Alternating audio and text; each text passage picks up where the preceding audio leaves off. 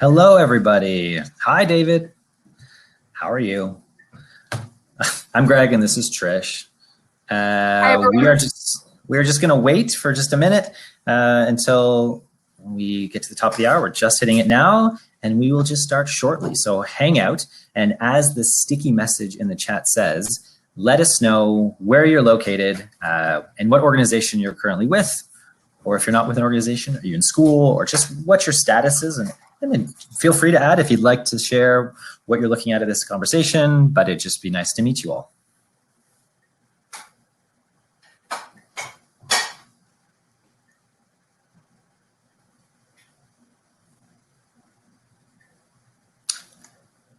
David, where are you from? You said good day, everyone, but we'd love to know what organization you're from, where you're coming from.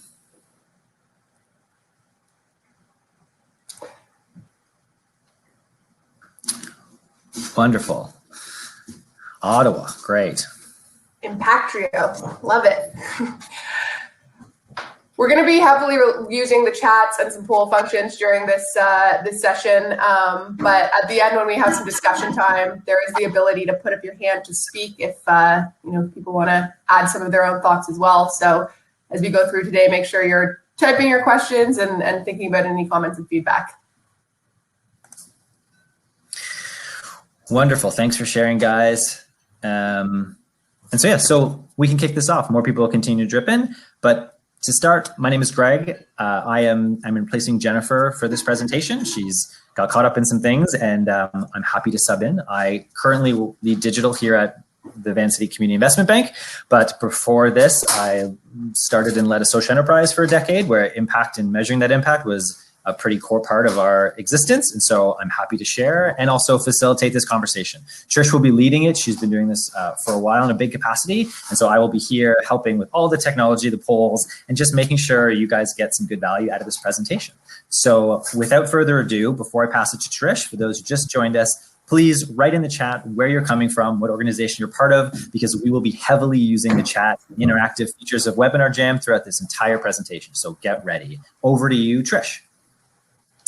Thank you very much. And thanks everybody for taking your time out of your Friday to come and join us.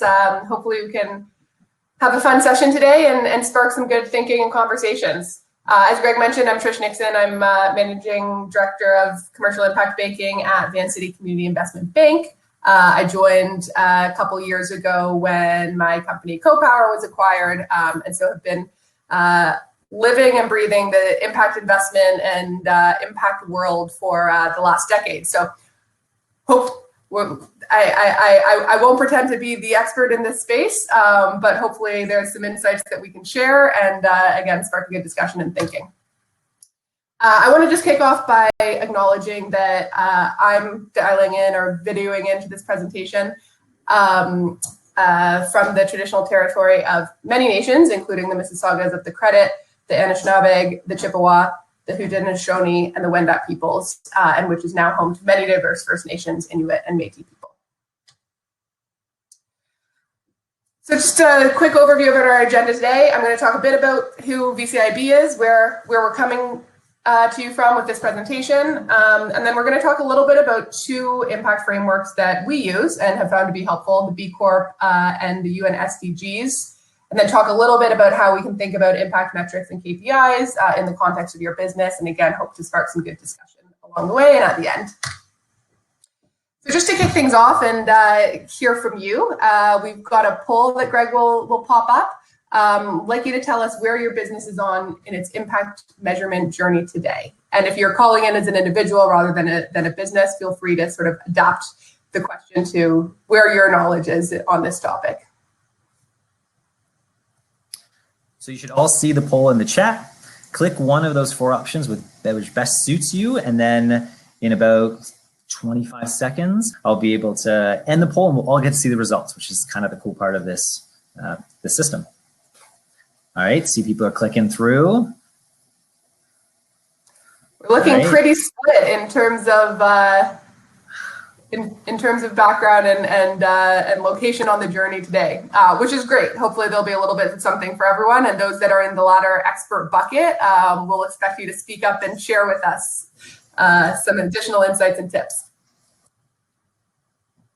Great. Thanks so much for all sharing and this poll. Okay, so just to kick off, introduce VCIB, or Van City Community Investment Bank. We're a values-driven bank, and our mission is to finance a sustainable tomorrow.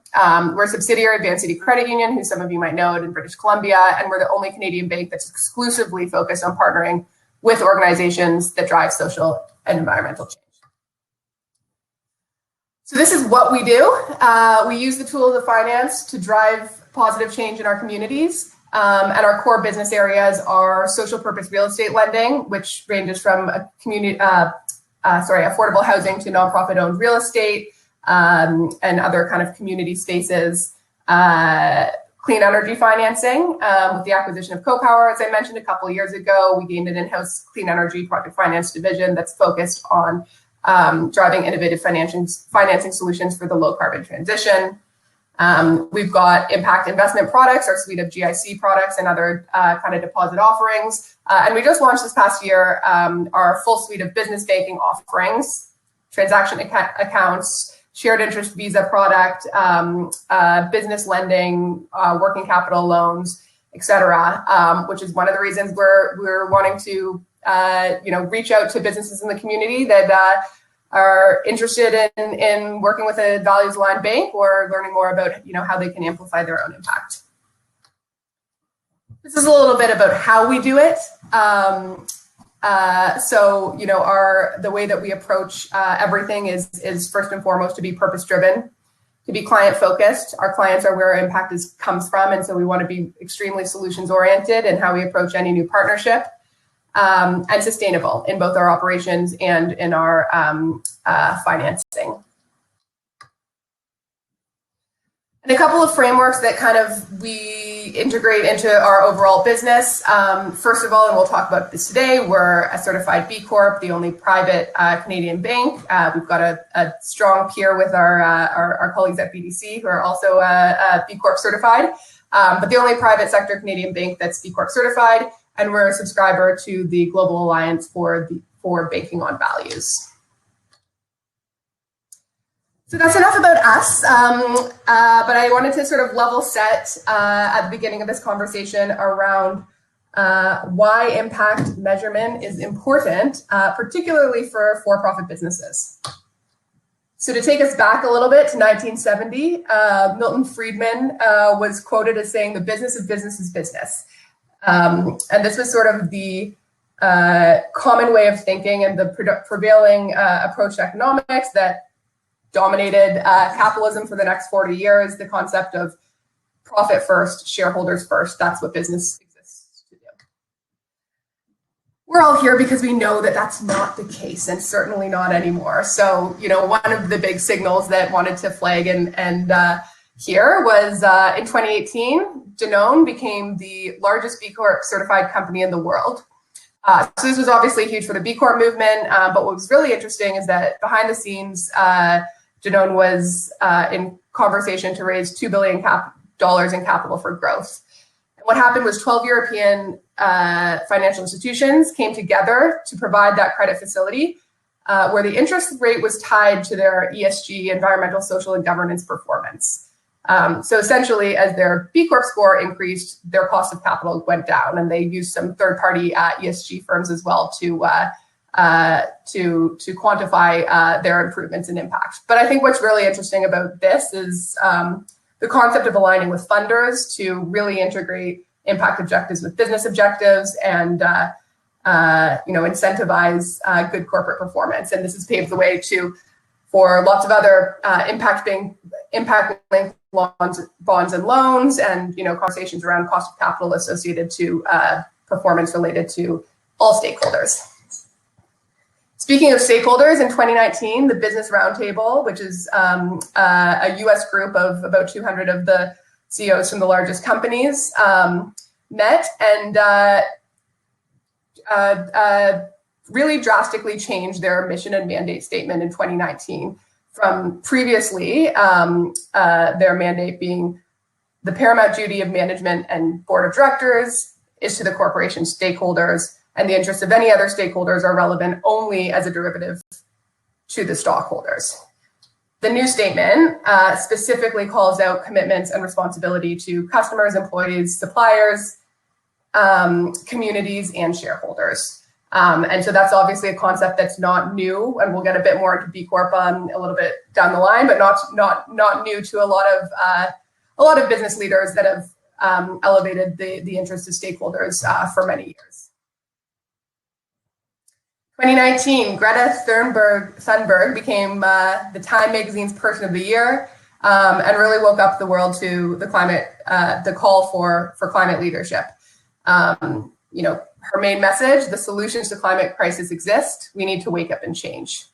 So her activism, obviously, I'm sure most of you are aware of the global climate strikes that have taken place around the world for a few years now, and also sparked the Climate Action Now movement that was started by business leaders, recognizing the impetus for private and public sectors globally to unite to solve the problem.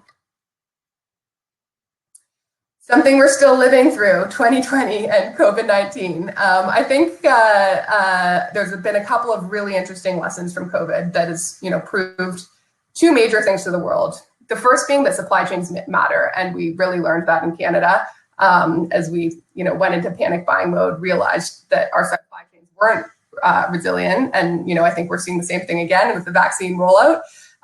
So we all learned a little bit about how global supply chains work. And in Canada, we also learned that, the importance of local small business. So I'm sure many of you, saw the super strong movement of consumers proactively changing their buying habits in the fight to save small local independent businesses. And I think it's just a reflection of change in consumer behavior that's been happening for decades. And third, that we can change, and actually very quickly if the need is dire enough. So, the old stories about it being impossible to change the status quo, I think have been proven wrong in the concept of COVID-19, and provides an opening to build back better. Finally, the resurgence of the Black Lives Matter movement that was sparked by George Floyd's death last year really went beyond the primary push for police reform. I think we saw a lot of expectations and often call outs to the private sector to not only respond, but to back up statements with more than just words. So I think this was a wake-up call to a lot of business leaders highlighting the responsibility and public expectations to promote diversity and inclusion and to be actively anti-racist. And so I think we're all here today because we want to be a part of that building back better, addressing injustices and inequalities, saving our planet, and creating an inclusive economy that actually works for all of us.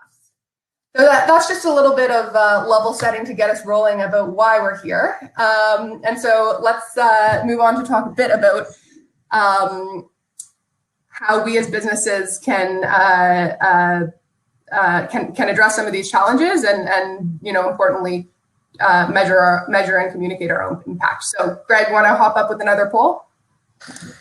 Yep. So here's the next poll. And especially as we start to move into the impact measurements that we're going to talk to, we'd just love to know where you are in that journey.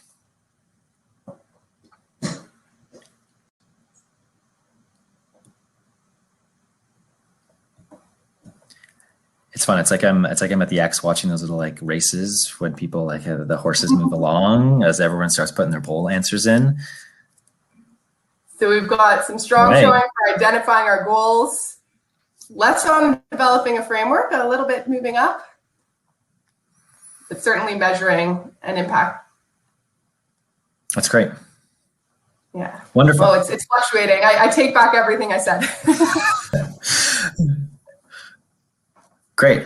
Lots of different people from different spectrums of the journey, which is wonderful. All right, we'll end this poll. All right. Well, thank you for your feedback. So again, we'll try and cover various components of that today. So kind of going into the next part of our session, just a couple of tips to keep in mind. First of all, perfect can be the enemy of the good. We all know that. There's a plethora of science and art associated with impact measurement, but I think the really important thing is that you're here, you're doing it, or you're wanting to do it, and don't let getting it perfect stop you from getting it at all.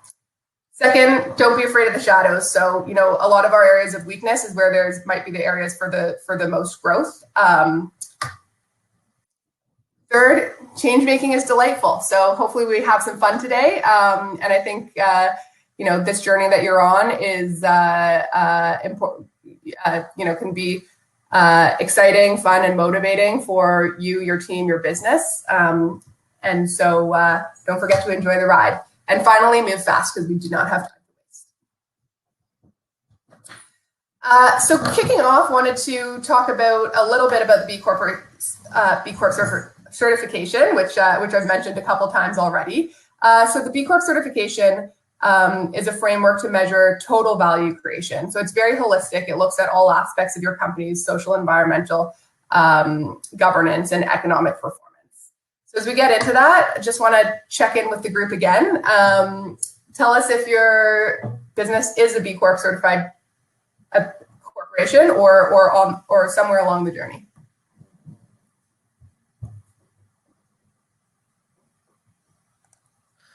So I know there's at least one B Corp if Bruce is still on the call. And there's probably a couple other ones here as I saw the list. Wasn't able to look at all of your awesome organizations to see how many are B Corps.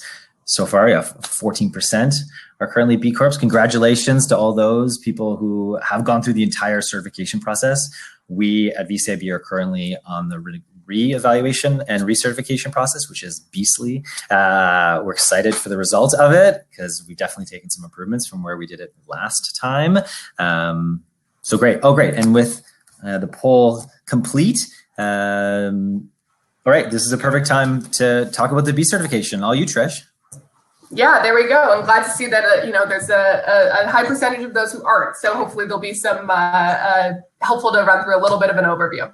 So B Corp is a framework, a certification, and a movement of businesses and people using business as a force for good. And it's a unifying goal that's connecting 4,000 certified B Corps globally across 150 industries, across countries. So, you know, it's really sector agnostic, but ties businesses together with certain common metrics as well as a unifying goal. The B impact assessment is the beastly framework that Greg was talking about, and don't get too afraid. It doesn't have to be too challenging. It's also depends on, you know, the size of the organization and complexity. It is beastly, but so valuable to do. Totally should consider it. So again, it measures different areas of your business. We'll run through some sample questions. But I think what's interesting to you know, call out here too is that while there's only 4,000 B Corps globally, there's over 100,000 who've used the assessment. And so it's really interesting potentially to use as a way to understand the baseline where you're at in terms of your business and start to think about ways that you can improve. So who here has looked at the B impact assessment?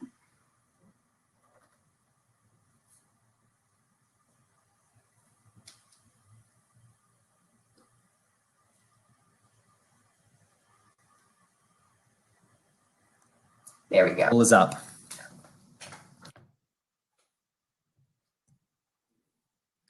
So I'd be curious. This is our first time using these polls functions, so we can let us know at the end of the session how you liked it. Yeah, and this is interesting with the last poll with a lot of people aren't B Corps. Curious here to see that some of those of you have reviewed some of the questions and are noodling that path. So this is wonderful. And we've got at least one group or three, I should say, that are actively using it as a design tool. So that's awesome. So it is a really great tool for designing impact. I think sparking, you know, sparking thoughts, understanding again your baseline and where you're at to plan. And you know, a lot of early stage companies use it early on. We did at CoPower, you know, before we were ready to be certified, and it really helped frame some of the principles around which we wanted to operate. The assessment looks at governance, workers, community, which includes your supply chain, vendors, suppliers, etc., environmental impact, and customers. So just to run through a couple of questions on each. So governance is around mission and engagement, ethics and transparency. A sample of a question, of which there's several, relates to your company's mission statement and what it includes in that formal statement.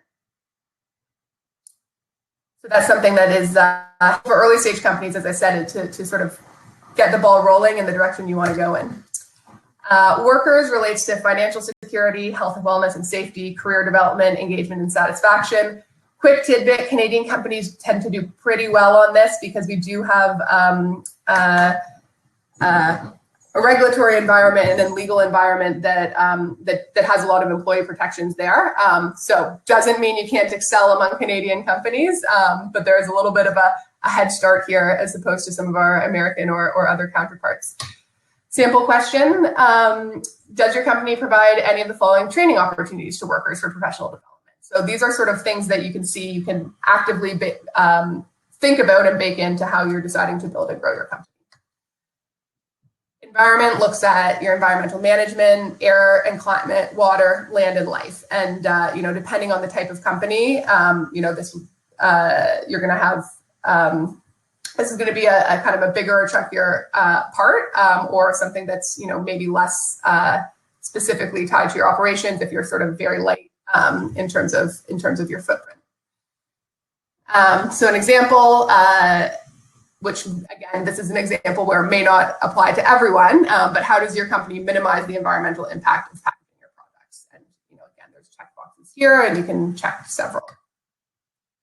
So that's just a little bit of a taste, and I think if you're using this as a design or a tool to think, each question should basically prompt the questions. Do we have this already?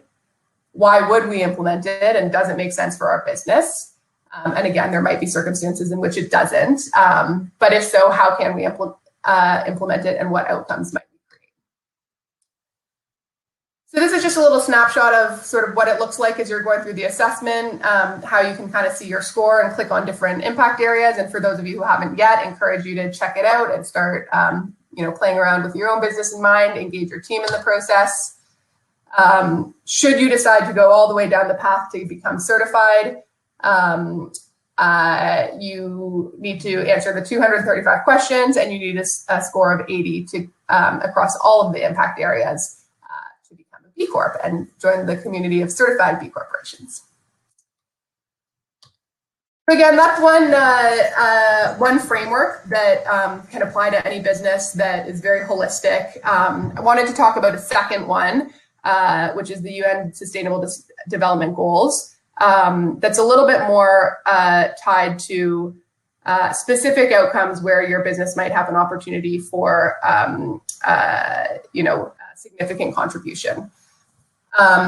So for those who aren't aware, although I'm sure because you're here, you're generally aware the UN SVGs were created at the UN primarily as a roadmap for governments to have shared targets and goals around the world that we want to see in 2030, which is coming pretty fast. But it has been adopted, beyond governments by a lot of nonprofits, charities, businesses, investors, and others as a way to align specific impact objectives. So let's jump to another poll. How familiar are you with the SDGs? Poll is up. Let us know that familiarity. Hey, thanks for the new people that have joined and sharing kind of where you're coming from. It's great to see. There's a couple of questions actually, Trish, while we do this. Well, one kind of a general question from Mike is, what are the common obstacles of becoming a B Corp? So one, as Greg mentioned, it is a time commitment. It requires you to look on and report on a number of aspects of your business. And so, you definitely need to set aside the time to get it done. Greg, you're looking at the framework right now. You might have some things to add. Yeah, I think in B Corp, right, like you need to be good at a lot of different areas of the business. And so I think that the common things is that when you start going into it and you see all these areas that they're trying to understand your quality of, it can be overwhelming. And I think a big obstacle is that you just look at it and be like, I can't get the certification because there's just so much, especially as a small organization. A lot of it is about processes that are hard to have in place for a very small organization. Everything from like recycling, renewable energy, or your building use, energy, like it's a lot of policies for your workers. So I think a common obstacle is small companies want the certification because they want to use it for marketing purposes, but it's also hard for some smaller organizations who don't have those policies and procedures in place. And so it's kind of like that tension. You want to be big enough so that you can have all the right processes and policies in place, but also you may view that B Corp is like your ticket to getting bigger. And so there's a little bit of, for some organizations, a bit of frustration and friction there is what I've heard. Another quick question is from Clement. Does the B Corp certification, is it essentially adaptable to nonprofit organizations? Yeah, that's really interesting. So the B Corp certification is, the certification is only available to for-profit organizations. Nonprofits by sort of definition are mission-driven organizations. And so when B-Lab created this framework, it was really to differentiate businesses that want to take a, not just a profit-first approach. Again, nonprofits don't have that profit-first approach to start with. So nonprofits can't be certified. However, as we talked about using it as a design tool, I think there's a lot of really great thinking that it can spark in terms of how you want to build your organization.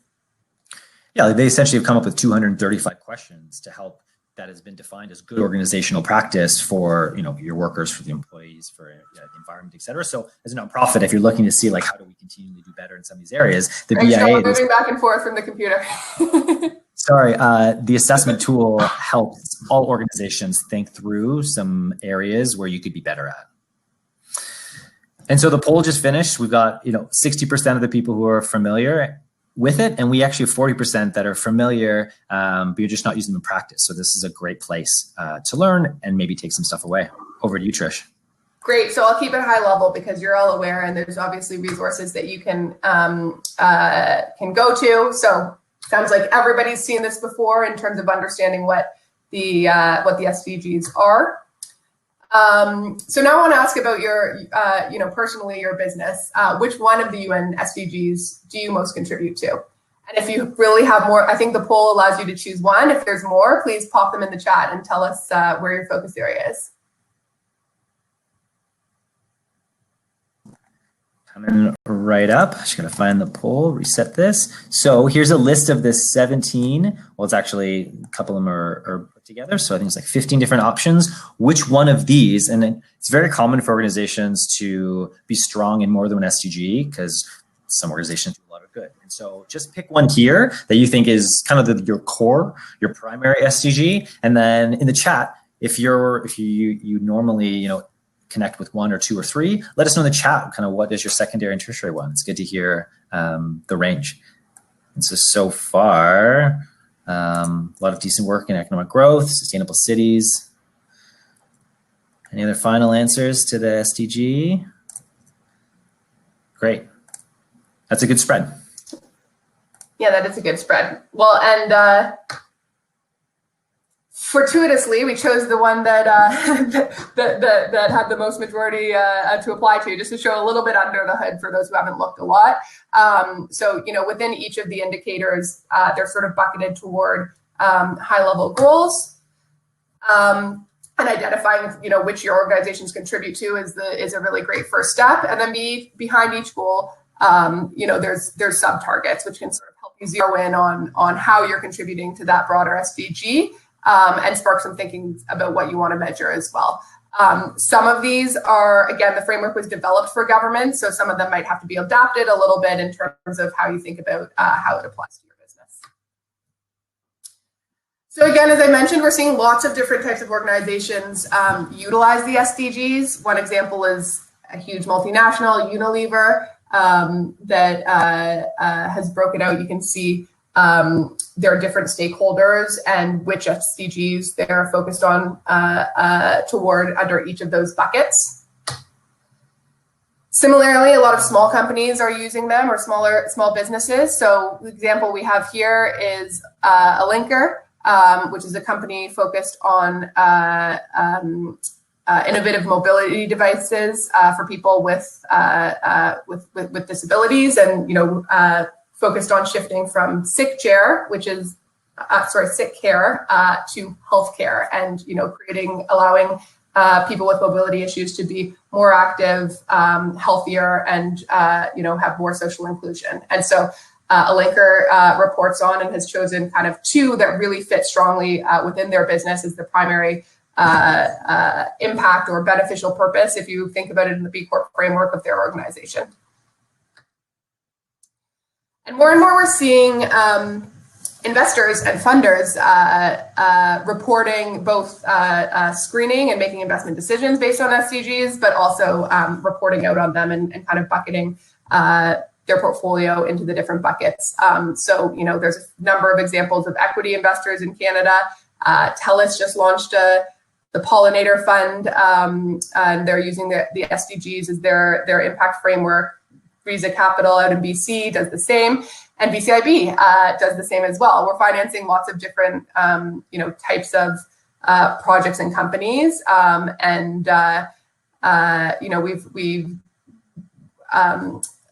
we're able then to sort of bucket the impact that we're creating into these 7 categories, which is where we rounded up our impact metrics for 2020. So let's talk a little bit about impact metrics and KPIs. Unless actually I should ask if there's any questions related to the SDGs. I'm happy to jump in before we jump into the next section and throw up the poll, which is, does your business have specific impact goals? And, oh, this is not a poll. Write in the chat the impact goals that your business is working toward. Yeah, and so this goes off Clement, a question about sustainable goals are often qualitative, so it's hard to make them, or often qualitative, so it's hard to make them quantitative. Kind of how can you kind of measure and keep those, if you can't find the numbers, how do you measure that impact?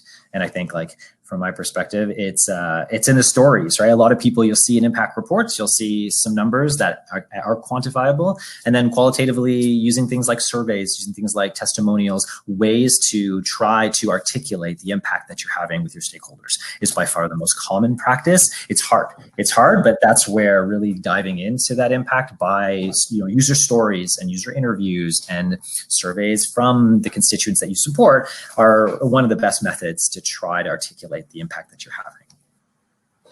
So if you have some stated goals or you're thinking through them and you want to share in the chat, please do. We'll carry along as we wait for that, but we do want to hear from you and for you to learn from each other. So I want to talk a little bit about why impact metrics and are important. And one, we're all familiar with this term, is to avoid greenwashing. So companies that might have that pass themselves off as environmentally or socially progressive, but they can't actually back it up. The second is green blushing. So companies that are silent about the positive impact that they are having, and the methods that they're using that could be part of the wave of transforming our economy, could add value to their business, but because they're afraid that they don't don't have the data to back it up. And so I think those are sort of two sides of the coin that a thoughtful approach to measurement can help businesses avoid. Another poll here: as a business or nonprofit organization, do you talk about and share your impact achievements? We're going to call out the green blushers here. Exactly. So polls up. With no shame, because you're here today and you're learning. This is what this is a journey. This is what this process is about, is to understand some of these things. Are you making some of these and go along that? So continue to put these in the chat. We've got a whole bunch of responses so far. Both sides, no impact results to share yet, which is fine. Like, that's the part of this journey, is to first figure out what are those impact metrics, what are the things that you want to be measuring to then share, right? It's not something you can just say, let's do this and send an email tomorrow to your shareholders, right? It's a journey and a process. So it's great that you guys are here today with us. Great. What is spread? Yeah, seriously. And we've got a few that have taken the journey all the way to having their regular reporting on impact, which is the next thing that we're going to talk about. The anatomy of an impact report. So this is an example of Patagonia. Many of you will know is a company that's for a very long time been extremely focused on the impact that they're having, particularly on the planet, and actually publish an annual impact magazine, essentially. And these are some of kind of the key pieces that can be put into an impact report. So mission, vision, values, description of unique programs, because every organization is different, key metrics, goals and progress, what's coming next. And I'm gonna open up our hood here to talk a little bit about how VCIB does this. And again, we're on our own journey as well. But we do deliver an annual impact report to all stakeholders, where we're calling out what our purpose is, what our mission is, what our values are. And here you can see we've sort of linked to the UN SVGs as a way to anchor where our approach to impact is coming from. And so these are just snapshots from our report, but to dive into a specific business unit, here's a spotlight on our social purpose real estate. We can't measure everything. We lend to lots of different types of organizations, so we've thought about what it is that we can measure without draining too much resources that can speak to the outcomes that we try to achieve, and that we can continue to increase targets against. And so we look at, and the other interesting thing I wanted to bring up here was just the concept of measuring activities, inputs, outputs, outcomes, and impacts, which are sort of different things that you can look at in terms of how you're setting your KPIs. You can see here are 13 new social purpose real estate projects financed. That's an output. And actually all of these a little bit are outputs in terms of what it is, how deep we can go in terms of the impact that we're measuring. The number of preserved affordable housings, that's a little bit more to an outcome, but the actual impact and what that means for the people or the populations that we're serving is a little bit harder for us to measure on a systemic, on a portfolio level. And that's where, as Greg mentioned, we supplement with stories. Again, we've chosen some key metrics that are manageable. And along with that, we share some stories of the impact that we're creating, the organizations we're working with. And part of in doing so, we hope to kind of elevate their work as well of our partners, because again, that's where our impact comes from. Clean energy. An interesting thing about actually both of the metrics that we've chosen to measure is that they help us stick to our impact mandate as targets, but they also very much align with our growth objectives as a business. So the more affordable units we finance, the more money we're putting out the door, and lending is our large source of revenue. So we've actually linked what it is we're measuring to what our objectives are as a business, but it helps us focus on what we're here to do as an impact business, and not kind of move away to say any loan fits in terms of our goals. Clean energy, similarly, we look at measuring renewable energy generated, which is an output, tons of carbon avoided, which is an outcome.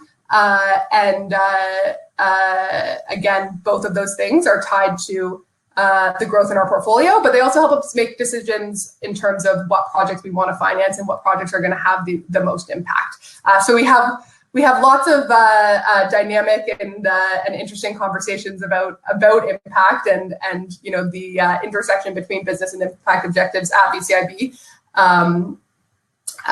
which I think is beneficial in terms of alignment and team motivation and accountability to our mission, vision, and values.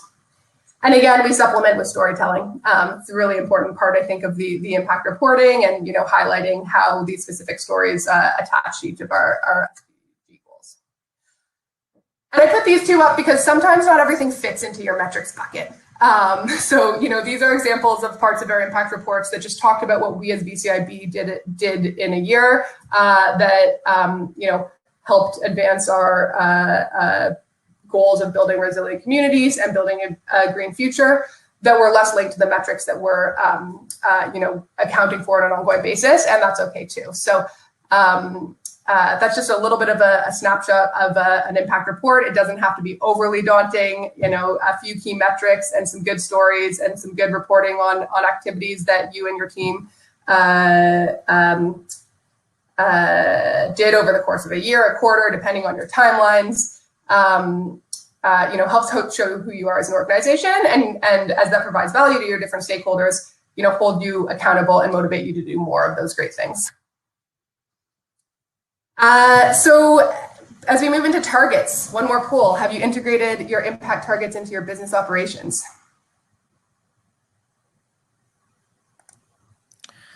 Yeah, so that was great. And that impact report is available on a website, but after this session, we're going to send an email with some different resources, one of which will send a link to our impact report as just an example for those people who are looking to design it, with the caveat that ours isn't perfect. It's not the holy grail of impact report. It's just one example. And you could, And we can send some others as well.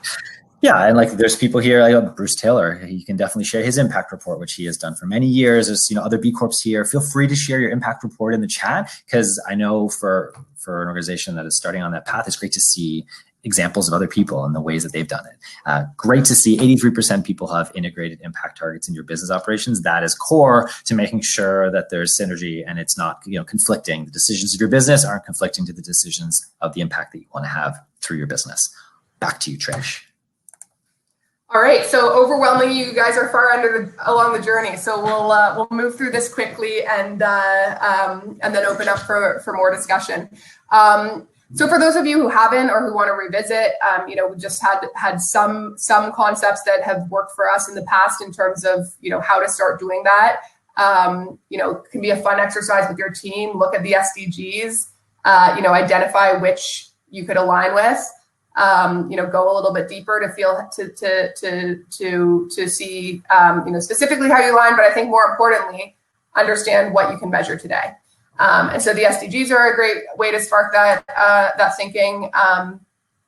And so is looking at the different facets of your business and where impact might exist. And some of the stuff we'll send you later has a couple of worksheets in it. We did a longer workshop in partnership with the company called Decade, that we pulled some of this stuff from. But have you or your team write down everything that you could measure in terms of all of these different areas. And then the really important thing is circle or highlight what are the ones that are actually meaningful to your business.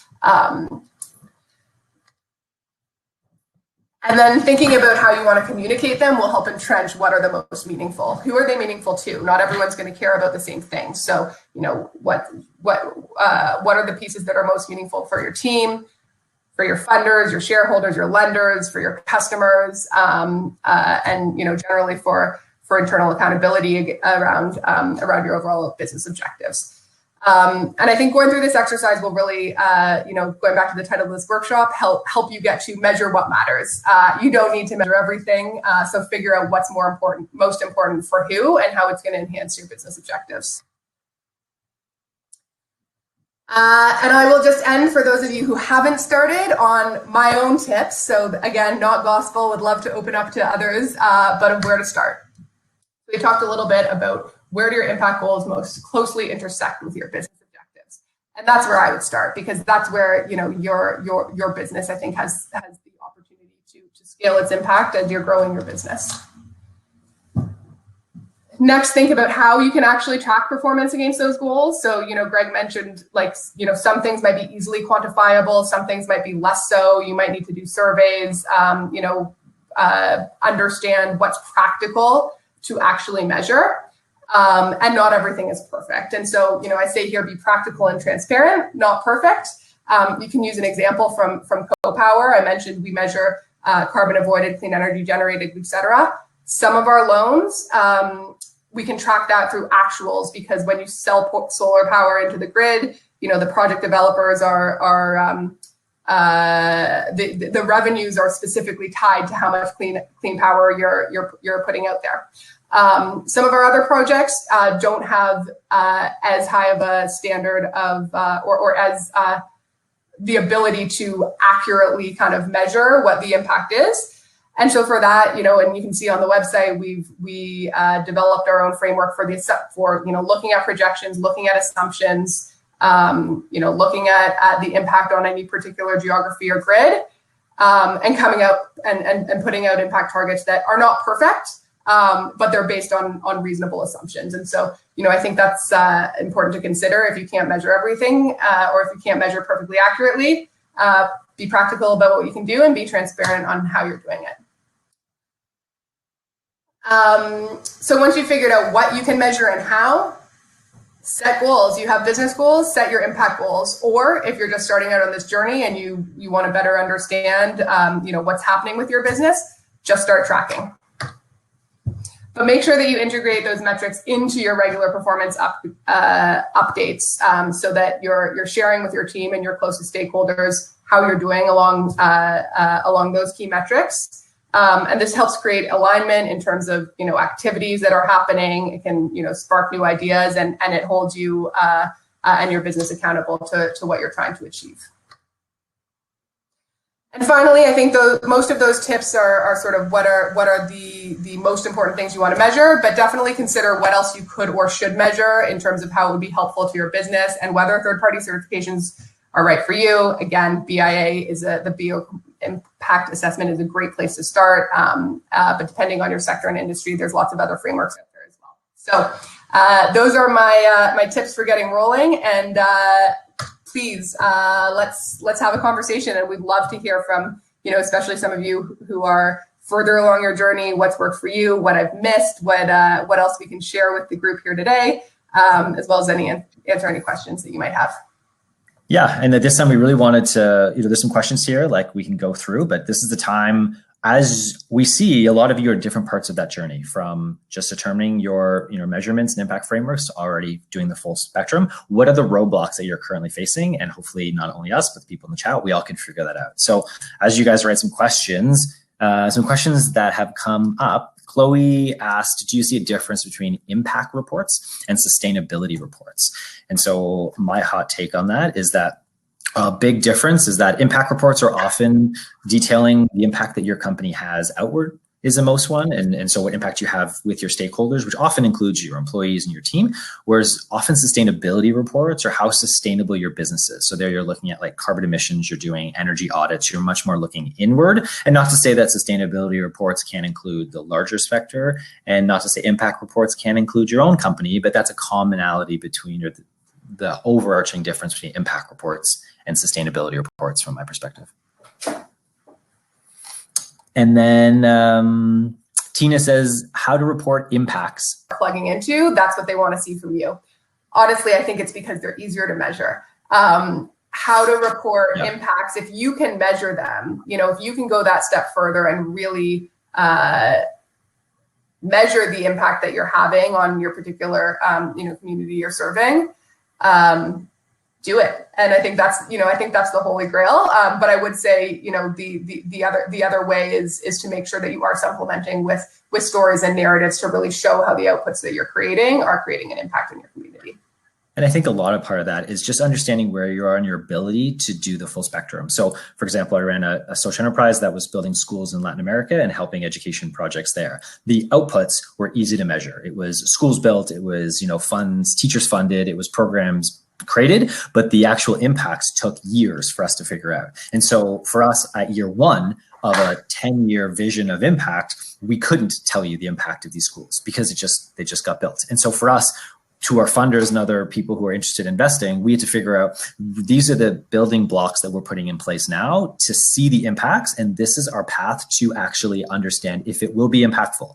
And so sharing the journey with them, we're going to, follow up this far in advance and do this in year 2 and this in year 5, gives people the reality that people understand work around how you see the world and your contribution to it. So, I think I spoke about the specific clean energy metric or metrics, that we used at CoPower and that we now use at VCIB, but we also articulated our framework. So, we talked about, what our most direct impact was in terms of, carbon avoided by the projects that we're financing. We displayed it in sort of circles, our kind of next layer of impact was around market building. So, our view and our theory was that, by being a capital provider in the space and by innovating around new financing mechanisms, et cetera, we'd help build out and accelerate the market, potentially crowd in other lenders or other financiers, but really, be a part of that market building process that we felt was very important. And that was part of our theory of change. And the third was, this is a little bit separate, but through our green bond product, helping to democratize impact and clean energy investing, which in our view, has an impact on how people think about where they're putting their money and has an impact on our capital markets. So that was sort of our theory in terms of the impacts that we were trying to create or be a part of. And then specifically tied to each of that, we had, we had the specific outputs that were actually measurable. Great answer. Yes, for those who need to run, hey, thank you so much for being part of this conversation. Thank you for doing this journey in your organization, as it is so necessary for more companies at all stages to be thinking about their impact. If you have any thoughts or feedbacks, for sure, let us know in the comments. We will be sending an email to everyone afterwards with some of the resources that we've talked about, and always happy to chat if you have any questions post. And we can include we can include both of our contact info as well in that. Yep. But we can continue for those who have some questions, more cost-effective, things like SurveyMonkey and things like, ways that you can hire agencies to do some of that data collection. But ultimately, you may run into the problem that if you want to collect data perfectly or really well, it's going to be expensive and time consuming. And so you need to figure out, there's a continuum there. What do you need to collect to prove your impact versus the full nth of that degree? And so it's a tough thing that everyone has to struggle with. It might be a little more demonstrate versus prove. I think you need to be able to back up, but I think that's where you have to be practical. What's manageable and what's the right balance for you? Yeah, Devin, the slide deck will be shared. Yeah, we'll be able to include most of it. We'll probably take out some of the poll questions and things to make it a little more streamlined. But yeah, we'd be happy to share this as well for those who want to reference it. So thanks, Devin, for the question and for being part of it. Devin, what are you guys at Forum currently going through your impact discussion? We kind of love to hear where you guys are at and what you may be able to take away from this. And others who are still with us, is there any other questions or last things you guys want to discuss? And if you want to put up your hand and speak, Greg can unmute you so you can be visually or audioly present in this conversation. Yeah, there's a little speak hand at the bottom, which is also neat for those who want to chat. Okay. Any other questions that we missed along the way, Greg, or that I missed because I wasn't watching the chat?